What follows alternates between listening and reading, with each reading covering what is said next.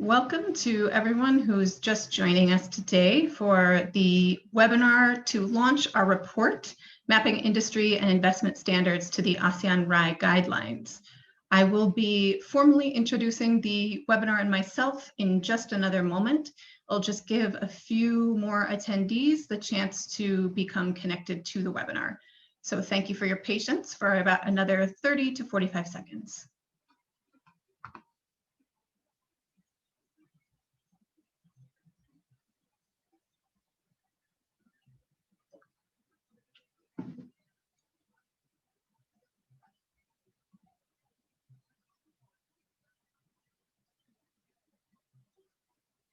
A very warm welcome to those of you who are just joining us. We will be starting in about 30 seconds, just allowing a few more people to join the webinar.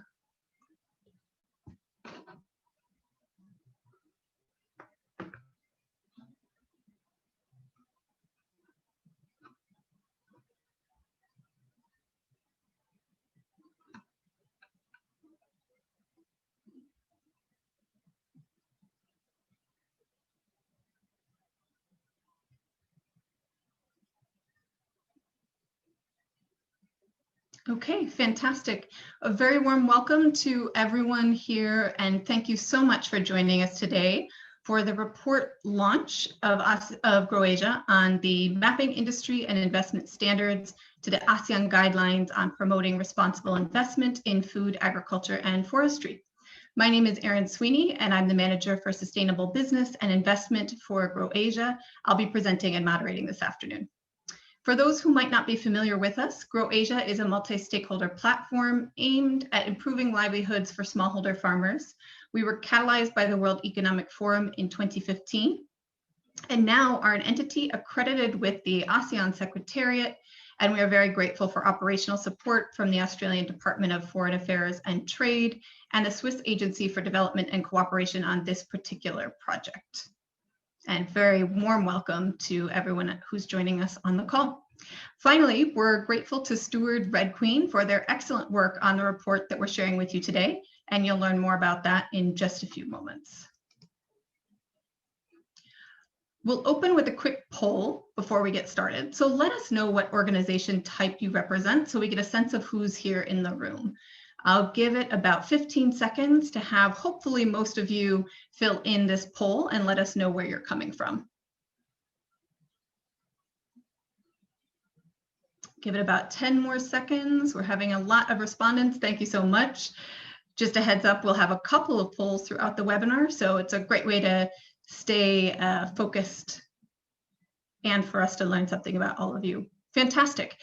Go ahead and launch the poll results. Thank you, Pranav. So it looks like we have quite a strong representation from NGOs, significant representation from certification and standards bodies and financial institutions, and a few partners with us from the public sector and agribusiness.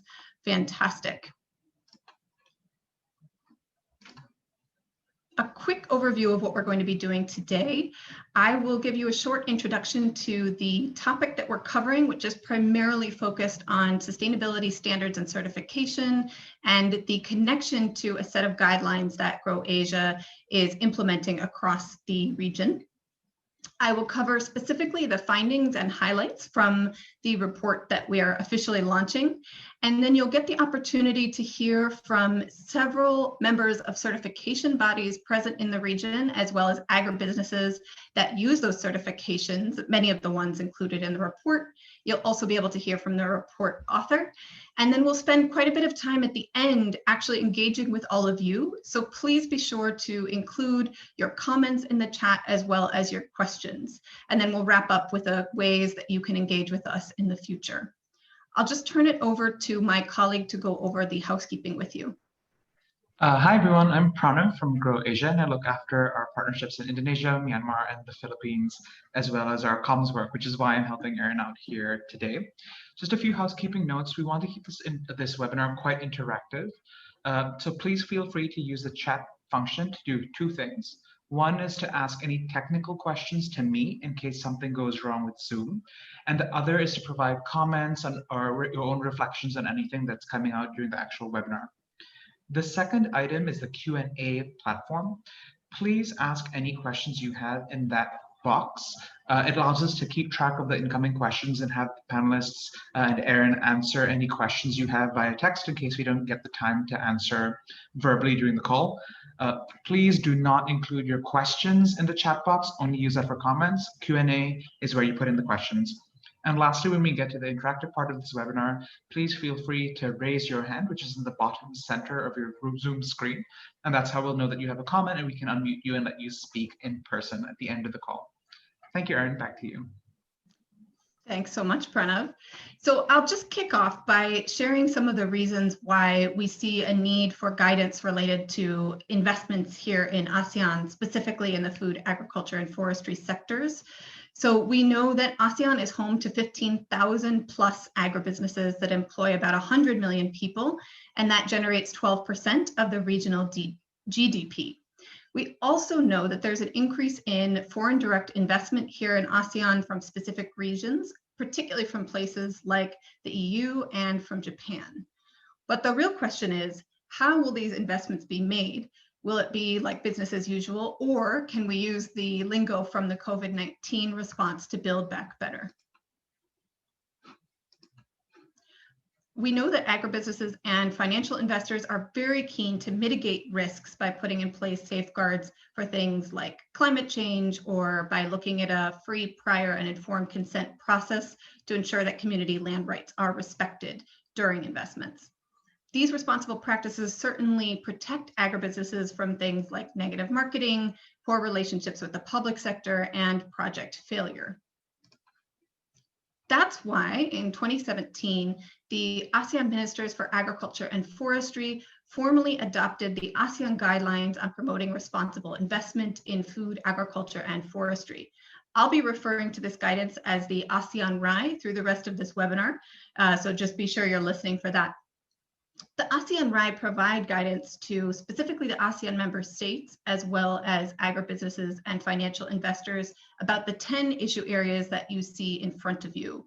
And these are issue areas that the ASEAN member states feel they should be considering before, during, and after investments are made. These guidelines are applicable to investments happening along the value chain, so that could include demo farms, plantations, production facilities, mills and refineries, as well as canneries and lumber mills. Croatia was involved in developing the language of the ASEAN guidelines, and after the ASEAN Ministers of Agriculture and Forestry adopted those guidelines in 2018, we've been gathering feedback on an action plan, which I'll share with you in a bit. As one of the first steps in this action plan, we wanted to reduce some of the confusion related to the existing landscape of certifications and standards out there. We know there are many different standards available, and specifically in ASEAN, often related to issues of human rights, due diligence, sustainability, and ethical agricultural, forestry, food, and agricultural supply chains. These standards certainly do help companies implement practices that ensure traceable and sustainable supply chains and make investments less risky or less likely to be disrupted. So in order to understand how that complex landscape is in relation to the ASEAN RAI guidelines, we commissioned a report from Stuart Red Queen to actually map that alignment, and that's what we're here to share with you today.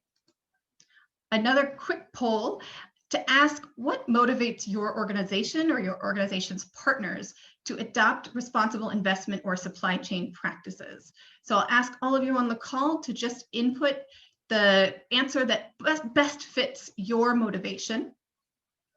And I'll give about 15 seconds to reply to this poll. Great to see a few of you have voted, but I'll wait until we see quite a few more so we can really get a sense of what is motivating your organization. And it just gives us a sense of really what's out there and how relevant certain particular incentives might be to those in the room. I'll take a few more seconds.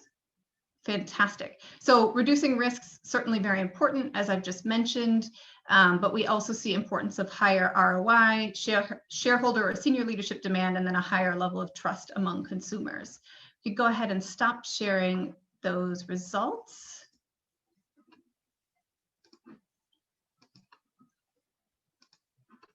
So obviously, these incentives are really driven from a desire to make sure that companies and investors are having a positive impact.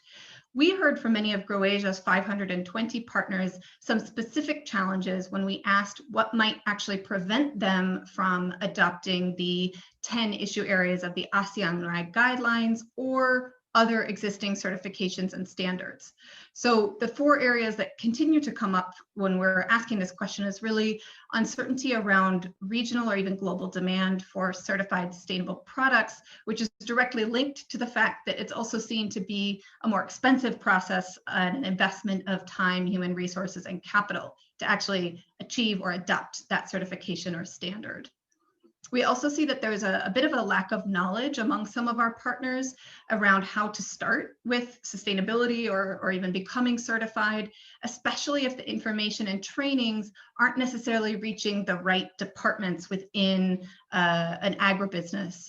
So maybe those trainings are being offered to sustainability managers, but not to the procurement team or to the legal team. And then lastly, what I've already mentioned, which is that even though each certification and standard may bring additional value for a specific industry or sector, we also know that some of our partners struggle to identify the standards that might be the best fit for their particular needs, the market, or their capacity. So part of our motivation to commission this report was really to understand how to reduce some of these challenges. And based on the poll that you just took, we can see there are, of course, many incentives to adopt these kinds of standards and certifications or just sustainable practices in general. And your responses do line up well with the responses from the interviews that we did with about 50 partners in the GrowAsia network about the reasons why they might choose to adopt these practices. The first one focusing, of course, on responding to policy change, particularly policy change here in ASEAN, but then also, of course, from places like the EU, where we see tightening and restrictions on the types of products that can be imported, the idea to become more competitive, which we saw in the results, the opportunity to possibly unlock sustainable financing, and we're seeing examples across ASEAN of agribusinesses being funded through creative mechanisms or even traditional financing to be able to achieve their sustainability linked KPIs and perhaps have some business value or benefit in doing so. It also helps to communicate commitments both externally and internally. There's the ongoing challenge of COVID-19 and the kind of disruptions that COVID has caused. We see an increasing need to really focus on being able to invest in resilient systems and be sure that those systems cannot easily be disrupted as a result of another pandemic or other risks like labor threats or climate change. And then lastly, this opportunity to learn from a network or a platform of other organizations that are committed to these practices in their own supply chains or their own investments and be able to learn from one another. Specifically with the ASEAN RAI guidelines, our partners helped us identify these 4 areas of possible value add. So the guidelines are aligned with 9 SDGs, which are at the core of many investors' existing commitments. They're applicable across diversified value chains, which means they apply to multiple commodities or Southeast Asian countries. They're adapted from international standards to fit ASEAN in these specific areas. And lastly, although the ASEAN RAI guidelines are voluntary for now, we are actively working with ASEAN member states to actually implement and embed the language from the guidelines into policy frameworks. So for the report, our aim was to really reduce confusion around the existing landscape of standards and certification and understand whether investors who've already committed to sustainability standards in their supply chains can show alignment to the ASEAN RAI as a result of that existing commitment. And then, of course, to see what kinds of next steps GrowAsia and our partners can take to increase impact. So we looked at, of course, the 10 ASEAN RAI guidelines, 10 industry certifications and standards directly relevant to ASEAN, 4 international investment principles and standards, and 10 international banks. And we included these banks to understand what kinds of commitments banks have made in agriculture, forestry, and fisheries, which could lead to their interest in a set of regional guidelines for these sectors, but also be a good opportunity for companies looking for new financing. I'll quickly run through the methodology with you, which will hopefully clarify any questions you might have. So just to be clear, this report is definitely a rapid, quick scan. We do look forward to deeper dives in future, but this one was quite quick. Of the 14 standards and 10 banks, we did take a neutral approach. So none of the alignments that I share with you today are meant as a value judgment on any standard, certification, or bank included in this assessment.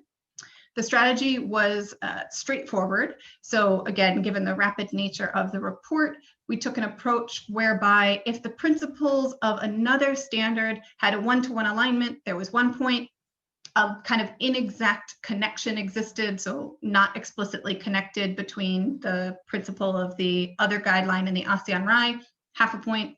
And then if there was no mention in the other standard and the ASEAN RAI, 0 points. And then of course divided by 10, since there are 10 guidelines of the ASEAN RAI. Then just lastly, to make sure we published a high quality and accurate report, GrowAsia requested and received feedback from all 14 standards and principles included and 9 out of the 10 banks. And our next steps are to take action on the recommendations, which I'll share with you later, and integrate any ideas or comments that we get from today's session. So please be sure to send us your comments and questions throughout the presentation and as you're listening to the reactors later on. While there are so many different standards we could have included in this report, our rapid assessment focuses on this sample of 10 food, agriculture, and forestry standards that are based on the primary commodities in ASEAN, according to the ASEAN Secretariat, as well as key standards in forestry and fisheries. We had some specific exclusion criteria, so not including issue-specific standards, not including measurement approaches or reporting standards, so you won't see those here. And then the investment standards and principles were really chosen based on the expertise of the report authors, as well as the common uptake of these standards and principles. And then lastly, we chose the 10 banks that are included in the report based on the international banks that are included in WWF's SUSPA, which is the Sustainable Banking Assessment Tool for this assessment as well, simply as a proxy, again, given the quick scan nature of the report. And now I'll share with you the report highlights and then the findings, and then turn it over to our reactors. So overall, the 10 industry standards that we reviewed are closely aligned to the ASEAN RAI guidelines according to this assessment. These results, of course, were discussed and confirmed with all of the standards bodies listed here. As you can see, the majority of the standards aligned are at 8 out of 10 of the ASEAN RAI guidelines or higher. The one difference is the Marine Stewardship Council, but this alignment makes sense because the language of the ASEAN RAI lean toward land-based investments, and MSC focuses on wild fishing, so are primarily concerned with harvesting rather than production. But overall, we do see a strong alignment between the 10 FAF standards and the ASEAN RAI guidelines. Both investment principles that we compared to the ASEAN RAI guidelines showed 90% alignment, which is fantastic, especially as we begin to approach financial investors about adopting some of the ideas and principles of the ASEAN RAI. And this finding is also particularly relevant for Asian-based investors that are interested in levering finance from the IFC. The close alignment between the two also makes sense because the Equator principles, of course, were informed by the IFC performance standards. And just to highlight the slight difference with the other two investment principles that we looked at, the principles for responsible investment and the principles for responsible banking. So like the ASEAN RAI, both of these principles are frameworks that have specific guidance and reporting structures for investors, asset managers, or banks. And both sets of principles require these entities to become signatories, and then the entities actually provide guidance to help those signatories set and reach their own sustainability targets. Since the PRI and the UNPRB are not sector or issue specific, guidance like the ASEAN RAI can actually help signatories tailor sectoral targets they may wish to have around agriculture, fishery, forestries, and food. This next slide is a lot, and you'll be able to read this chart in your own leisure as soon as we wrap up this webinar and make the report available to you. But I wanted to share the raw data to provide you with an idea of how different and diverse banks' approaches are to uptake of sustainability standards and how they choose to integrate them into their policies. So for example, an X on the chart indicates that a policy is in place, but it's just that that specific standard is not referenced within that policy. So the bank may have quite a bit about that particular sector, but they don't include just the certification standard that we chose to review in our report. And then X's with 2 asterisks indicate that the bank simply does not have a specific policy in place for that given sector. The landscape obviously is very diverse and depends greatly on whether a bank prefers to create their own internal standards or use these existing certifications. We do see, though, that some certifications like the Forest Stewardship Council or the Program for Endorsement of Forest Certification are adopted by all 10 banks reviewed, and I'll go into that a little more during the findings discussion. There's very clear alignment between the 10 banks that we reviewed and the 4 investment standards. Since the UNPRB is newer on the market, established in 2019, it's expected that not all banks would be signatories yet, which is why we see that slight difference. I'll now go into sharing with you some of the high-level findings that you'll find in the report and what that means and the key takeaways for agribusiness and financial investors. So as you've seen already, the majority of the 10 food, agriculture, and forestry standards that we reviewed are closely aligned to the ASEAN RAI. This is an exciting finding because it does mean that agribusiness investors or financial investors who are already adhering to these selected standards could also easily demonstrate their alignment with the ASEAN RAI for their investment projects. Further, if a financier already includes these certifications in their E&S risk policies, they can show how their commitments are compliant to the set of regionally adopted standards, which will become more relevant as the ASEAN RAI are integrated into national policy frameworks. And because we will be working closely with ASEAN member states to embed these principles of the ASEAN RAI guidelines, companies and banks that align to the ASEAN RAI early will be ahead of this curve.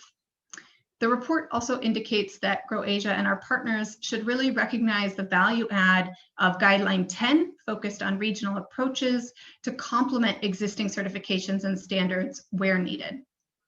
Most of the standards we included in this report do have mechanisms to align or adapt their international certifications to local context, regulations, or even setting up national bodies. Yet the ASEAN RAI is the only standard with specific guidance on how to embed an ASEAN approach. The ASEAN RAI Guideline 10 says that stakeholders should contribute to strengthening regional approaches to responsible investment in food, agriculture, and forestry sectors in ASEAN. So for ASEAN member states, the guidance within the ASEAN RAI really highlights that they should be harmonizing standards and regulations, driving a race to the top through incentives for responsible business practices, but also cooperating bilaterally between home and host countries of the investors. So we really hope to help drive that shift within ASEAN member states in the next few years. Then on the private sector side, the guidelines encourage agribusinesses to join regional organizations that are focused on food, agriculture, and forestry, specifically around sustainability or investing. And then, of course, to assess and then mitigate negative cross-border externalities. Financial institutions, we encourage at this point to share insights during regional dialogues, but also to identify more investments in the region that adopt the themes of the guidelines.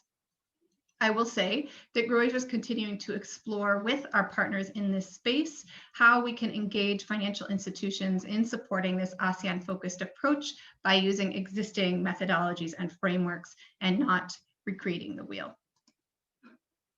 The last finding really gives us a chance to look at the relationship between the uptake of the standards by the 10 selected banks and the match with the ASEAN RAI guidelines of these 10 certifications and standards. We already know that the ASEAN RAI guidelines align very well with the majority of them, but we can also see that there is this variation in which certifications are taken up by banks. So representatives from banks, when we discussed with them the report, cited various reasons for this variation, and they included things like they may not have specific guidelines on that sector, but also if a sector is lower risk, they may not need to include a certification in their policy. And in some cases, the standard might be newer on the market in the case of the sustainable rice platform, as well as choices that banks might make to provide their own sector policies that are not linked to these existing standards. The takeaway for the agribusinesses that might be on the call with us today is really that we see banks are clear, even when a certification is not officially recognized in their policy, they're keen to see other types of certifications or other demonstrations of commitment to things like good agricultural practices, farmer livelihoods and labor rights, fair wages, environmental protection, and land tenure protection, among others.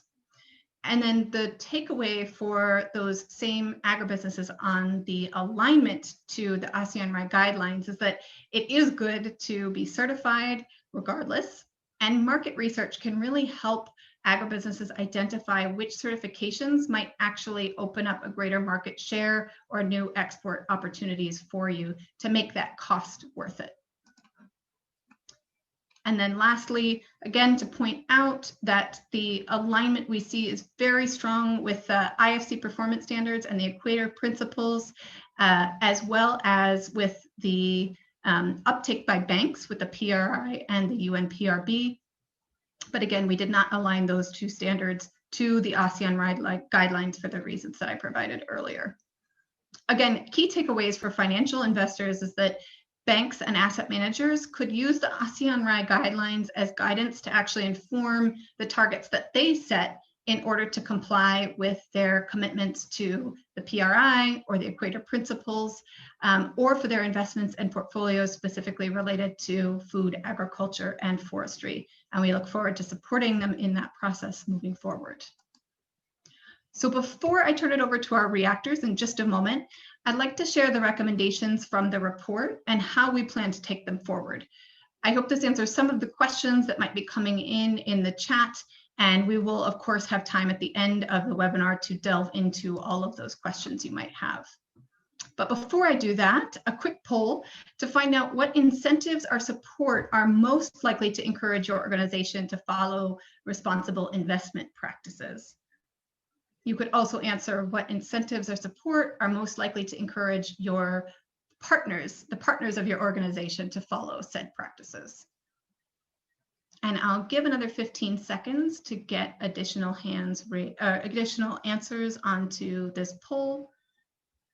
And I know that people are sending in questions and comments in the chat and raising hands, which is fantastic. And we'll absolutely have a chance for engagement after we hear from the reactors in just a moment. Wait for a few more responses on the poll. Okay, we can launch it. Great.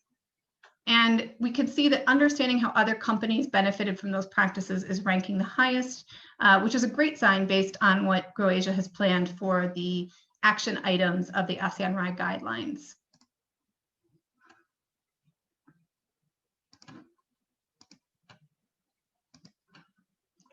The report authors provided 3 key recommendations at the end of the report based on these rapid assessment findings. The first is to continue to showcase the alignment between existing standards and certifications and the ASEAN RAI to encourage uptake of both, but also to provide tools to understand how to practically apply the ASEAN RAI.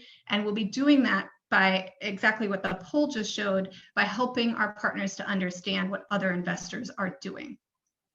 We also see the recommendation to conduct another deep dive so we can better understand the commitments that ASEAN or national banks within ASEAN member states are making to sustainability certifications and standards.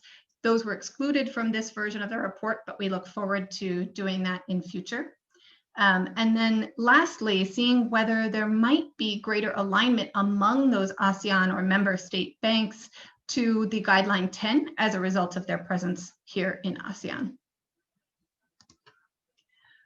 Quickly, I'll share with you the action plan for the ASEAN RAI guidelines moving forward. And then at the end of the webinar today, I'll let you know how you can get involved. So our target is that in the next 10 years, we see this measurable increase in responsible and sustainable private sector investment. And we plan to do that along 4 different pillars of work. The first I've mentioned multiple times, which is that we'll work with ASEAN member states to embed the guidelines into national policy frameworks. But the second, I think, is of particular interest in this webinar. We will be designing a learning and accreditation program to specifically train up professionals whose jobs are directly related to investments in the region so that they can actually guide future investments based on their knowledge of how to practically apply the ASEAN RAI guidelines going forward. And we'll be including things like case studies and hopefully experiential opportunities and field visits as well. Secondly, third, we'll be looking at opportunities to share at the higher level amongst ASEAN ministers and C-suite leaders through regional events, as well as national capacity building. And then lastly, making sure that we're actually engaging with agribusiness and financial investors to encourage the uptake of the 10 thematic areas of the ASEAN RAI guidelines through things like case studies and tools. Because we prefer to collaborate with the many existing platforms and tools that are out there specifically to get to that pillar 4 on investor engagement and measurement, we're already partnering or in discussions with many organizations operating in ASEAN that you see here on your screen. So we plan to, wherever possible, really integrate those thematic areas of the ASEAN RAI into existing tools where they may be missing. And just as an example, we're in the final stages of including the ASEAN RAI guidelines on the International Trade Center's Sustainability Standards Map, which is here in the middle of your screen. So I'll be sending the slides out after the webinar and encourage you to take a look at all of these tools at your leisure. And just that in the next few months, we will also be including on the ASEAN RAI guidelines website an interactive map to show how the ASEAN RAI guidelines align not to industry or investment specific certifications and standards, but rather those kinds of international targets like SDGs and other standards. And you'll actually be able to see how that alignment takes place and see how you may already be aligned or committing to the ASEAN RAI. A couple of key takeaways before I turn it over to our reactors. The first is that commitments to sustainability standards may mean that agribusiness and financial investors are already aligned or mostly aligned to the ASEAN RAI, which means there's little effort required to align to the guidelines in future. But for companies that are not yet certified by these certifications and standards, there are many support programs already out there across the region that can demonstrate market value of such certification and how to achieve it. There's also other ways for agribusinesses and banks to demonstrate their commitment to sustainable practices and responsible investments. And we're very happy to support any organizations who are looking to shift to those practices and connect them with partners in our network. Just as an example, by actually using the opportunity to attend our learning and accreditation program, there will be a lot of opportunity for learning and sharing about how to achieve those types of standards and certifications in your own supply chains. Secondly, the ASEAN RAI brings in the regional perspective, since we saw that Guideline 10 was not explicitly covered. And this really highlights the importance of a regional approach that can boost the value of the ASEAN RAI guidelines and benefit investors as policies are harmonized across ASEAN. We see that uptake of standards differ among banks, and banks may accept a variety of sustainability commitments, hopefully making that easier for agribusinesses to access different types of financing. And then lastly, that there's a need to look at ASEAN level financial institution and investor commitments to certifications and standards, but also to find out what are the markets for certified products and sustainably produced products in ASEAN, so that we can really explain where the market demand for these products might exist. And with that, it is my great pleasure to introduce you to our reactors. They will be sharing about their own work on certifications and standards, as well as how the findings that I've just shared from the report might be relevant to their specific work or supply chains here in the region. So it's my pleasure to introduce to you, first up, Chandra Panjiwabobo, and he is the country director for Indonesia from the Rainforest Alliance. So Chandra, I will invite you to turn your video on, and you have 5 minutes to share your reactions to the report. Thank you, Erin. Can you hear my voice? I assume you can. First, I would like to congratulate GrowAsia for successfully launching this report. It was an interesting process and definitely very interesting results. I'm very glad to see how much alignment we have within sustainable agriculture standards and forestry with the ASEAN RAI, that signaling a good future for next steps when we are trying to create wider adoptions for sustainable farmings. So I will directly go to sharing my perspective on the reports, because most important, if we have a standard, is to make sure that wider adoptions and impact can really be created. And for that, we really need to have to make sure that we have a quality of implementations. And that is should go from assurance mechanisms. This is probably should be the next step that GrowAsia could explore further, what type of assurance mechanism to make sure that we can have wider adoption through ASEAN RAI, and also to make sure that the compliance is can be accurately showing the reality on the grounds. If I see the plan that is standard to be advocate as part of the national government policies, then we need to also learn from the available existing national standards, which already established in several countries. I can share what happened in Indonesia. In palm oil, the government of Indonesia already have the national standard for Indonesia sustainable palm oil. So it's a mandatory requirement for all supply chains actors in palm oil. And while at the same time, we also have the voluntary standard for RSPO. Rainforest Alliance also part of the RSPO members. Previously, there was an initiative to see how much the two standards can be aligned together to create a mutual recognitions. So to avoid that the producer having additional investments through a different type of mechanisms to fulfill what is actually quite similar content. But the fact that between the national standards and the voluntary standards is not 100% fully aligned. It's mostly aligned, but not fully aligned. And therefore, like example, if you're a producer and you have a mandatory to have the national standard ISPO, but if your buyer demanding you to have the RSPO, then you need to have two different type of process to get these two type of certificates. Of course, you can do the combined audit to become the win-win solutions. And later on, if ASEAN RAI is adopted as part of the government policies, then I assume it will be part of the mandatory requirements by the producers. Then we really need to consider what type of mechanisms that can simplify all the process. Of course, we don't want producers to have 3 different layers of certificate, which actually very much align together. So the challenge for the next step would be then to find the alternative solutions, whether or not, or probably would be interesting to be explored further if a national standard can be embedded to this ASEAN RAI that could create simplicities. And of course, that's also will be very much a huge challenge. But we need to explore this this type of process to make sure that first we can have wider adoptions, and the stakeholders, the supply chain actor, have strong motivations to really adopt. And that's also related to the incentive. And that is always a challenge whenever we have a mandatory standards by governments. Where are the incentives? And the next challenge for the ASEAN RAI is to really create a buy-in from the markets, the way that the voluntary standards creating the incentive, either through access to market or premium price for the producers.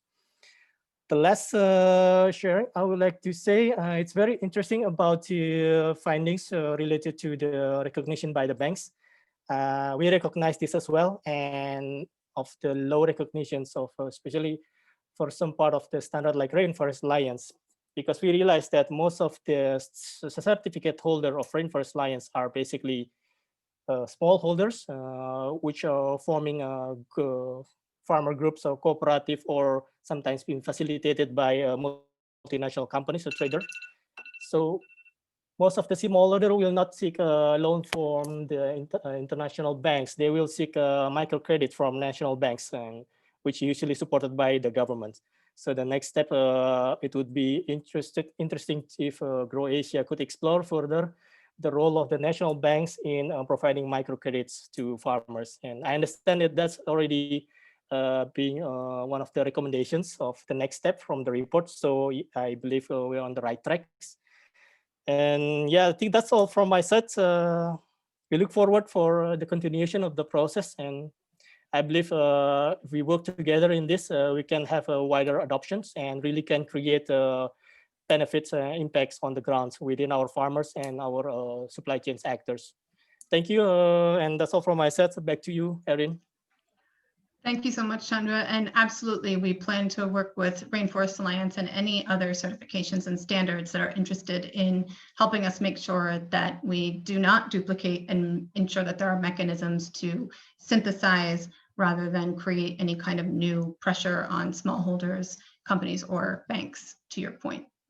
Our next reactor is Nacha Tuliasuwan, the Sustainability Manager for APAC for Barry Callebaut. And Nacha, you have 5 minutes. Thank you, Erin. I'm not sure if you can see me already. Yeah? Okay. All right. So, well, first of all, I would like to echo Chandra in congratulating Grow Asia for this impressive progress and milestones. I still remember our initial conversations about this at a conference in Bangkok, I think about a few years ago, when the entire project was just starting. So happy to be part of this process all along. Very exciting journey. Then secondly, I would like to take this opportunity to introduce myself and explain a bit on how this very topic is crucial and high relevance to the role that I'm doing at the moment.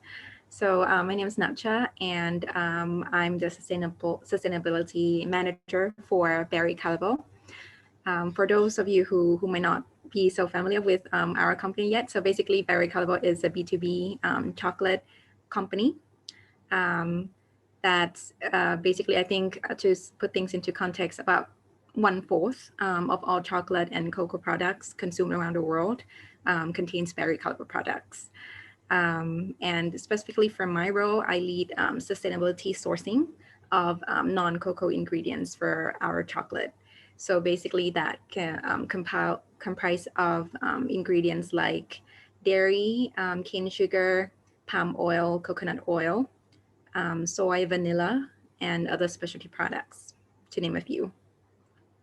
And I think in relevance to the topic that Erin kindly walked us through, sustainability certification is one of the crucial approaches for us at Barry Callebaut, because we use them as one of the approaches to mitigate potential environmental impacts, such as biodiversity loss, soil degradation, deforestation, to name a few.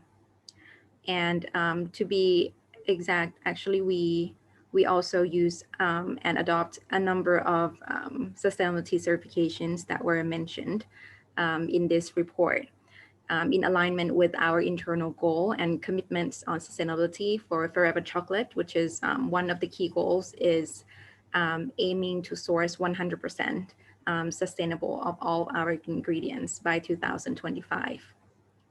So just to give you a few flavors of what the big overlaps here, which is great for us. We also are sourcing Bonsucro, RSPO, Rainforest Alliance, UTS, and we also additionally, we also have our own programs for sustainability sourcing, for example, for cocoa and for vanilla as well. linking to the point of the use of the report, from my personal view, additional to the value added components that Erin already walked us through. I think with the particularly aligning with what Chandra mentioned earlier as well. I think from our side, if with the potential of regulatory driver at the ASEAN level to adopt the ASEAN RAI into the policy in the foreseeable or near future, I think particularly in that light, additional to other benefits, the analysis is highly valuable and would be very helpful in benchmarking while not recreating the wheels of like creating a new certification standards and so on, right? So hence this would make us, it would be helpful, I believe, in facilitating the compliance with ASEAN RAIs, while of course like improving sustainability for the industry as a whole, and make it very practical for companies, including ourselves.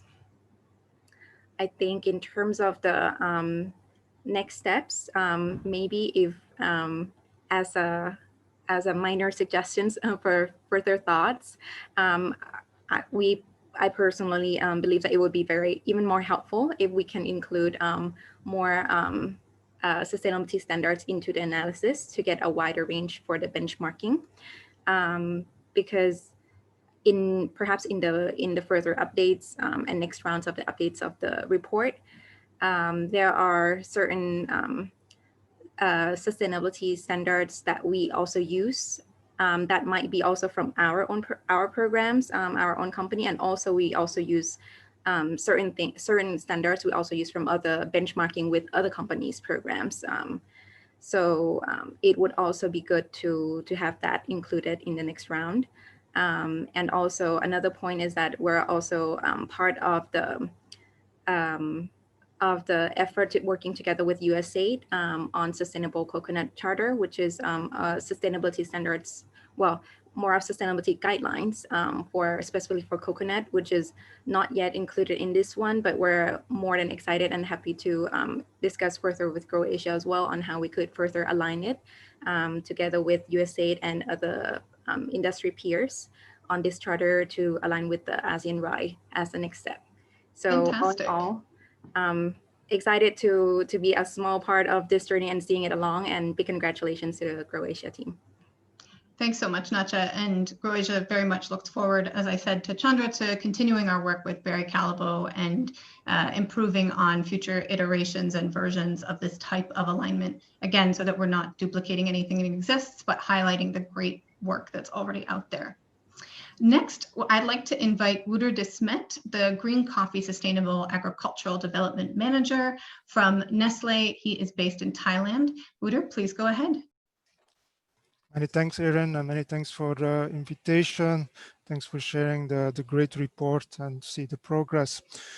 One thing important to understand is that investing in sustainability is a long process, takes many years.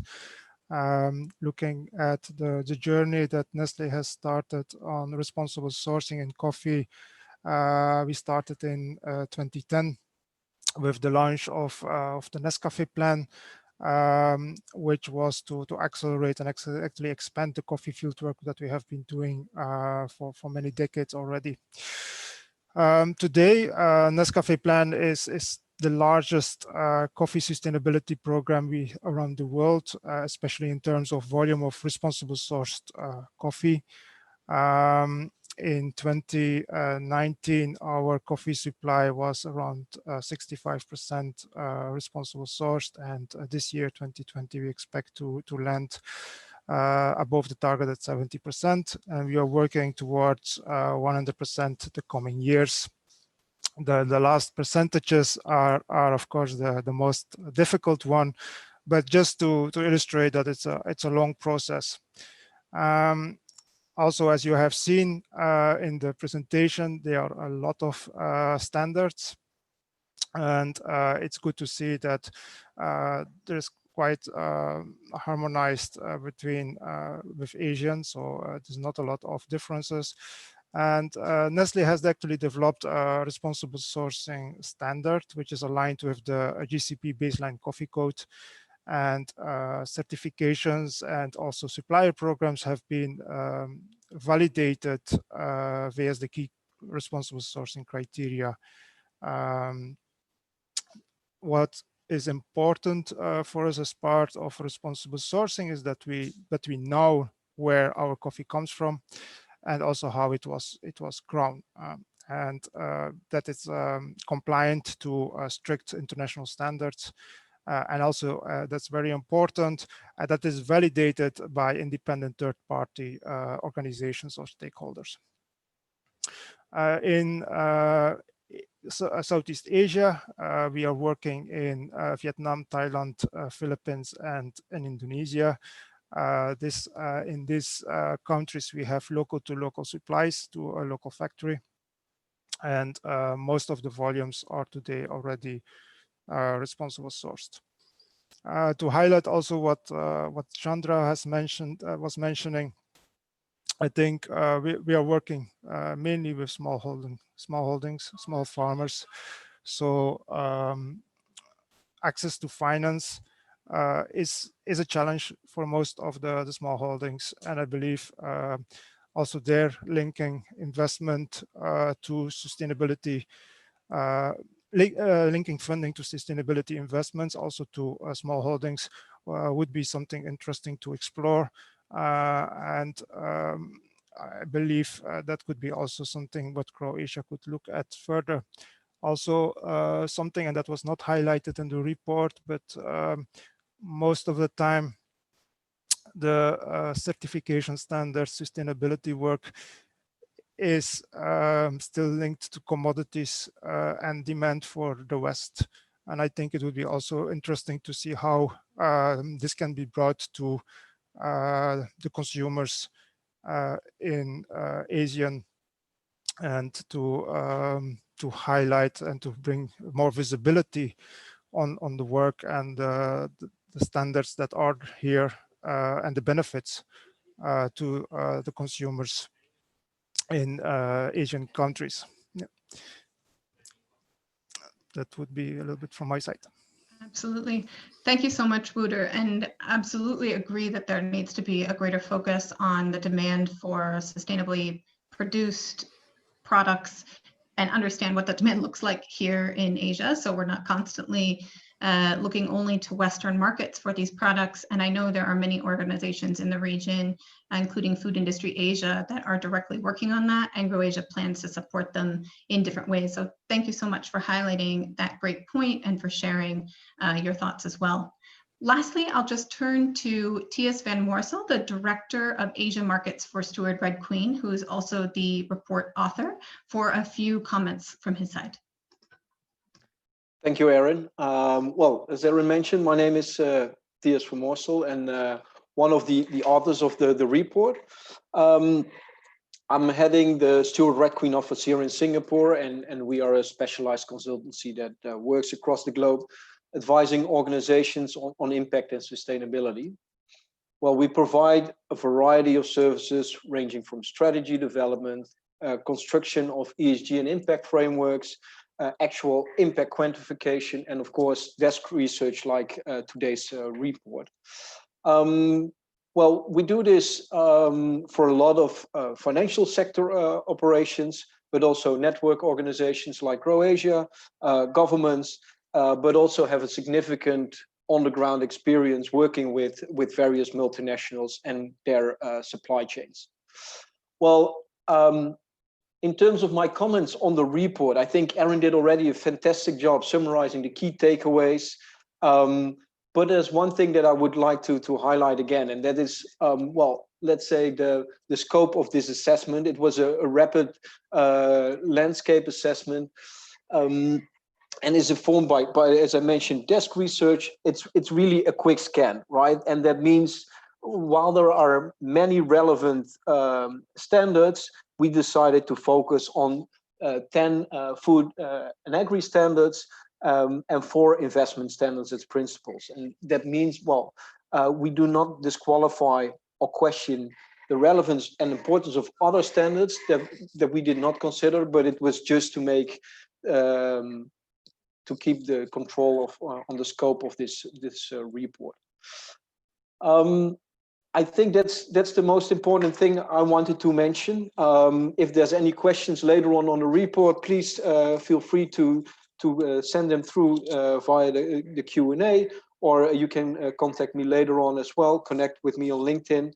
But before I give back to Aaron, I would like to also take the opportunity to thank today's Reactors, Aaron and the team at GrowAsia for their contributions to today's session, and especially getting this report published. Well, thank you, Aaron.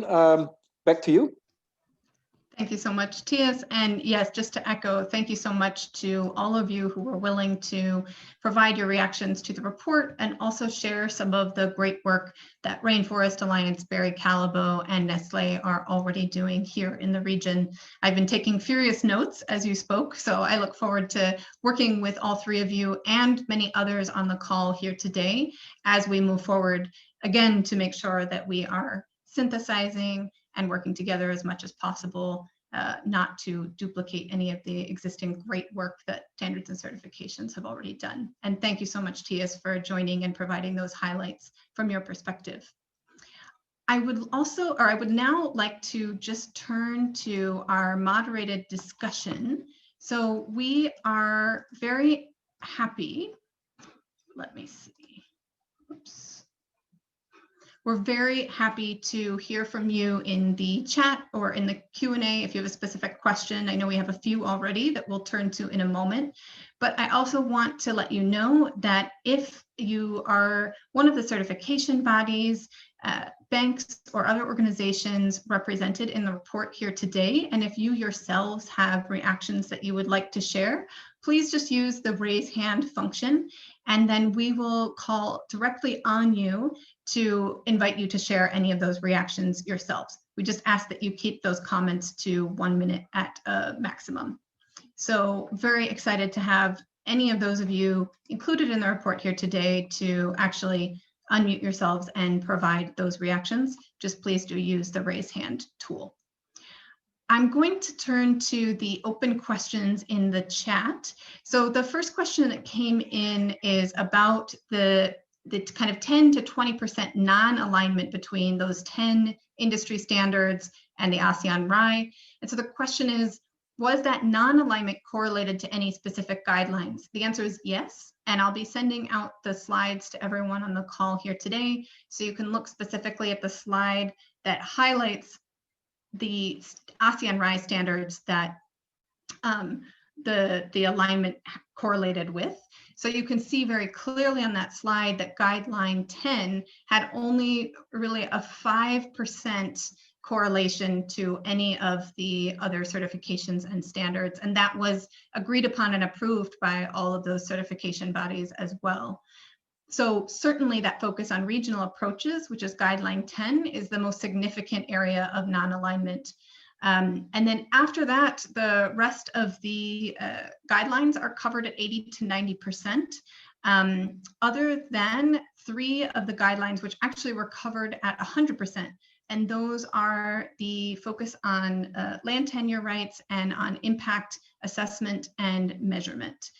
So we're very excited to see that there are those areas of 100% alignment as well, with the focus on the guideline 10 and regional approaches being the lowest area of alignment.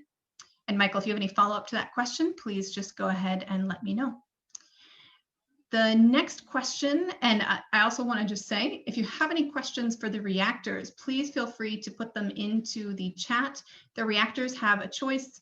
They can answer them actually just by typing the answers directly into the Q&A box, but I'll also give them a chance just to share verbally if they'd like to add anything as well for the benefit of everyone on the call. So the next question is on how ASEAN banks have responded to the ASEAN RAI guidelines and actually the other standards that we included, like the IFC performance standards, Equator Principles, and UNPRI. And should we expect broader adoption from ASEAN banks? I assume that should we expect broader adoption from ASEAN banks, both on the ASEAN RAI as well as those other investment standards. So what's quite interesting is that the international banks that we included in the report several of them were willing to have fairly in-depth conversations with me about the ASEAN RAI guidelines. And they were also very curious about how ASEAN banks responded, both to the report, but also to the guidelines. The international bank said that they'd actually be very interested in sharing some of the learnings that they've had as they've had to decide what standards and certifications they include in their policies and sustainability statements. So I've also had the opportunity to speak to a few ASEAN banks, and so far, many of them are either do have sustainability written and publicly available sustainability policies, but include fewer certifications and standards, either because those sectors are not relevant to them, or because they maybe plan to expand that list but haven't yet. But there are other ASEAN banks that are still developing their sustainability statements or deciding how they are going to align to things like the PRI or the UNPRB.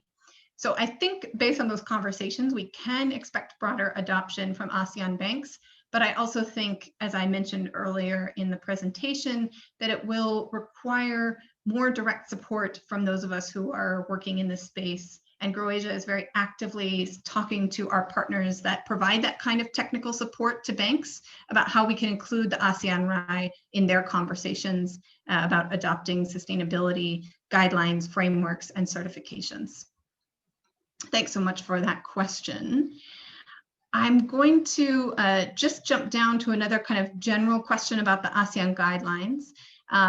So the question is, do the ASEAN standards include mitigation strategies to alleviate human trafficking, gender-based violence, economic violence, child labor, and modern slavery? Fantastic question. So the ASEAN guidelines are a 42-page document that are available on our dedicated website, which I'll share with you at the end.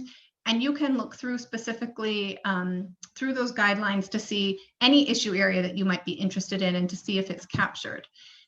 We do include specific comments around certainly economic rights of the communities surrounding the investment and to prevent any kind of economic violence. We do touch on the need not to have, of course, modern slavery, not to have child labor. But I will say that the guidelines were certainly informed by some ILO standards, very, very important. But again, because the ASEAN guidelines mean to act as a framework, we directly reference those other existing standards bodies and other guiding frameworks around topics like human trafficking, so that agribusiness and financial investors can look directly to that source. We understand that the ASEAN RAI guidelines could not go into great detail in all of these particular areas. So that's why we make those direct references so that investors can make that direct link. Great question. Let me continue to see other great questions here. A couple of good comments. Let me see if there's a few other quick ones, and then I'll actually turn it back to our reactors for a moment. There's a question about what were the criteria for selecting the banks. So those banks were simply the 10 international banks that are included in WWF's SUSPA, or Sustainable Banking Assessment Tool. So that tool is available online. I've linked to it in the slides here today.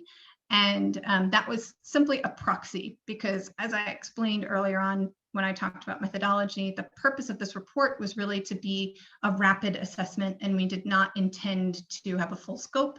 But also, given the recommendations from the report, we do look forward to including and specifically looking at ASEAN banks or central banks, as well as banks with a much greater presence here in ASEAN.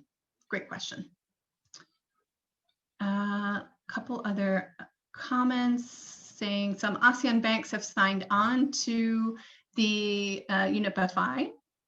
Yes, definitely. And there are some ASEAN institutional investors who are also signatories of PRI. Fantastic point, and thank you for adding it. I know there are folks on the call today who are certainly much greater experts than I on the landscape of financial investors. So please go ahead and put these kinds of comments in if you'd like to add to any of the questions that I've answered already. Great point. I want to just take a moment to ask Nacha and Wouter if you have already replied to one of the questions that we had. To what extent is Barry Callebaut and Nestle finding it easier or challenging to meet the climate risk standards? So Nacha, I can see that you have replied directly to that. Wouter, if you'd like to reply, please go ahead in the chat, or you can unmute yourself to reply in real time. And while you kind of decide how you'd like to give the answer on that, I'll move on to a question from Christine. Does Grow Asia intend to implement the report recommendations? And if so, what are the next steps? Yes, absolutely, we do. And again, just hearkening back to the slide that I put up about the other existing tools and frameworks in the region, whether that be the International Trade Center's Sustainability Standards map or Fair Finance Asia's methodology for actually assessing financial institution policies. We've done a lot of work in the last few months to identify who those partners are that already have a lot of expertise in this space. So we actually very much like and plan to partner with such organizations to take on those next steps. We're much more excited and interested in collaboration than in trying to kind of strike off on our own in these areas. So again, just as an example, the ASEAN RAI guidelines will soon be launched onto ITC's sustainability standards map, where any organization, agribusiness investor, financial investor, or otherwise can compare up to 4 sustainability standards at a time. And that those criteria that ITC use are very, very specific and dedicated. So that's one way that we'll actually be providing a much deeper dive into 278 standards and certifications. So to Chandra's point that we need a report that does include, and Wouter's point that we need a report that includes additional standards, we will make that opportunity on ITC's website available without actually having to duplicate the effort ourselves. Let's see, a couple of fantastic comments as well. Yes, that many standards are not including disability inclusive components, but that some humanitarian standards do in fact include them. And then this question, would we consider disability inclusive standards? It's a fantastic question. I'm very happy to follow up, Fifi, specifically with you on that question. One thing that I didn't say at the start is that the ASEAN RAI guidelines, when they were adopted, were intended to be a living document. So we intend that there will be opportunities for stakeholders to actually provide additional input, and that the guidelines themselves may shift to include other topics. And if it seems that that kind of issue of disability standards is increasingly important to stakeholders, then that's certainly a potential opportunity. So thanks so much for bringing that up. I see one other question in the box here, and just to say that if anyone would like to ask a question directly or make any comments, please do continue to add your questions to the chat, or you can raise your hand. So we see a comment from Matthew. One area to explore is beyond the alignment of standards against the RAI guidelines. Whereas, yes, exactly. So some standards may look very aligned, although they may actually not work in practice in terms of their impact, implementation, and assurance processes. So Matthew, thanks for bringing up that very important point. And again, as Tia said, this report was really intended as a kind of quick scan and kickoff, but we will be following up, and we're very much looking forward to having the ASEAN RAI live also on ITC's sustainability standards map online, and that provides a great deal more detail onto alignment with other standards. And I'd also be very open to speaking to you directly about how we might also be able to capture those instances where standards may look aligned, but may not be aligned in terms of impact or the assurance processes.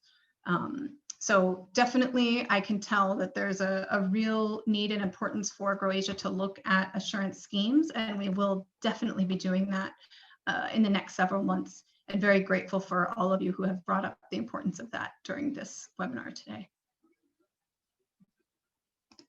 Can I ask if there might be any other questions from anyone on the call who is dying to ask? I'd also like to just remind anyone who is representing any of the standards or certifications that were included in the report, if you would like to provide your own kind of reaction or thoughts, please raise your hand at this point and we'll be very happy to unmute you to be able to share your comments.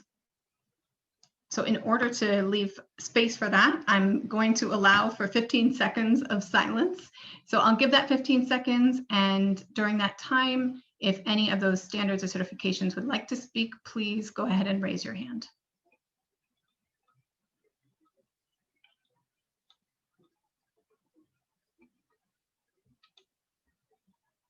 Okay, fantastic. So I think with that, I will move on just to the last couple of slides to let you know how you can engage with us as we move forward. And once again, thank you to all of you who put forward questions and comments in the chat box. And again, we very much look forward to engaging with you, whether you engage with us as a reactor or you were included in the report. We will absolutely be reaching out to you as we move forward. So again, I mentioned earlier when I spoke about the ASEAN RAI Guidelines Action Plan, we're looking at a 10-year horizon, but we do have some very specific areas we're focusing on in the next 2 years. One of the exciting things that we're doing right now is developing a case study series to that question about how do you like to, what kind of support do you like for adopting these kinds of standards? We're developing a case study series.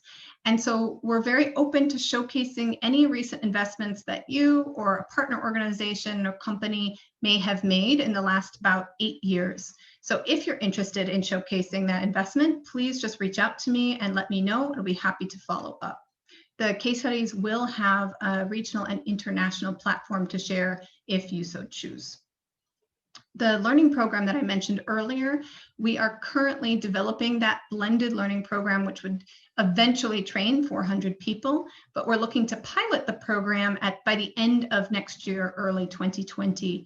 And we'll be doing smaller workshops as a lead up to actually inform how we can make sure that this program really meets the learning needs of the target audience. So let us know if you're interested and we'll be happy to engage you in the upcoming workshops.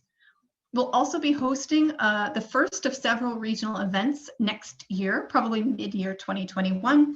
And this will be an opportunity for any of our partners or those interested in the ASEAN guidelines to attend and share your own or hear from other investors' learnings, experiences, and best practices.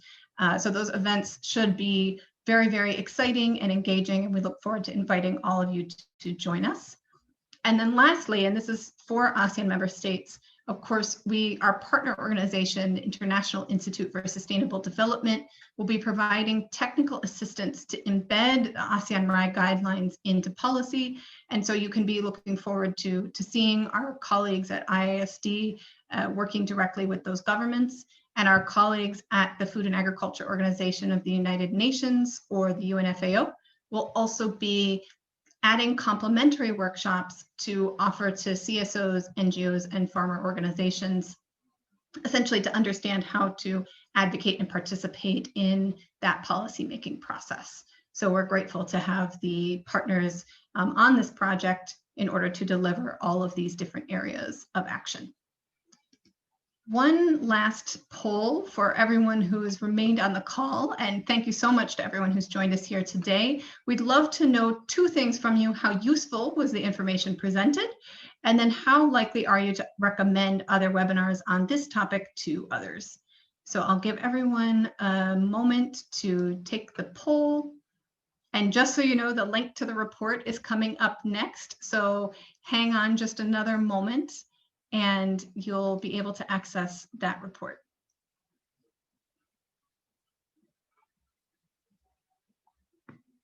Great.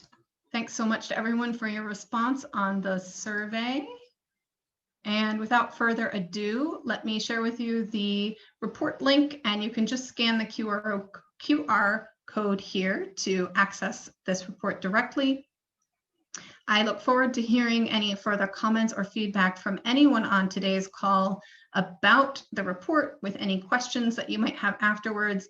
And of course, we encourage all of you to share the report with anyone in your network who you think may be interested in reading it or may have further comments or questions for us. So please grab the link, take the QR code, and enjoy some light reading over the next few days. And if you would like to have any further conversation with us, please do engage with us on our dedicated website for the ASEAN Guidelines, and you can reach out directly to me via my email address here. Be very excited to speak with all of you. I can see we have a few other comments in the chat, so I'm happy to actually leave the webinar open for another few minutes, and I will answer those questions and comments that have come up in the last few minutes. But just to say that if anyone does need to leave at this point, we welcome you to do so, and really look forward to your feedback on the report. But let me take a look at these remaining questions. A great point about DFAT on accreditation standards that we will absolutely be looking into. A note from Michael at the FAO about the question on modern slavery. Yes, fantastic. So there's the link to the Global Committee for Food Security, Committee on World Food Security's Responsible Agricultural Investment Principles. So thank you so much for adding that piece in there, Michael. And just to note that once the interactive map goes live on the ASEAN RAI Guidelines website, we'll send out that link so that anyone here on the call can actually see again how the ASEAN RAI connects to the CFS RAI and other global frameworks, guidelines, and principles. Yes, we're very happy to keep everyone in the loop about the regional event in 2021. So glad to share that with everyone who's on the call today. And then a great question about, did we engage with the World Bank and the Asian Development Bank during this study? Yes, but we did not end up including any conversations or standards that we were not able to verify. And so we did have a time frame by which we were receiving feedback from these organizations. So we have ongoing conversations with both of those entities, and we look forward to including them in future iterations of the report. Fantastic. It looks like that is the extent of the questions. Thank you all so much again for your fantastic comments, questions, and suggestions. We will take note of all of them. And again, we look forward to connecting with all of you in the future. Erin, sorry, Kai Kim Chan's hand is raised, but I'm not sure if it, was that an accident? Let's find out. You can feel free to unmute yourself, Kai Kim Chan. I think it was an accident. Sorry, Erin. Okay, no problem. Great, fantastic. So with that, again, you're very welcome to connect with me directly via email, and I look forward to hearing from all of you in future. I'll just flip back briefly to the slide so that you can grab the QR code and the link. And I look forward to seeing you at future Grow Asia webinars and events. Thanks so much, everyone.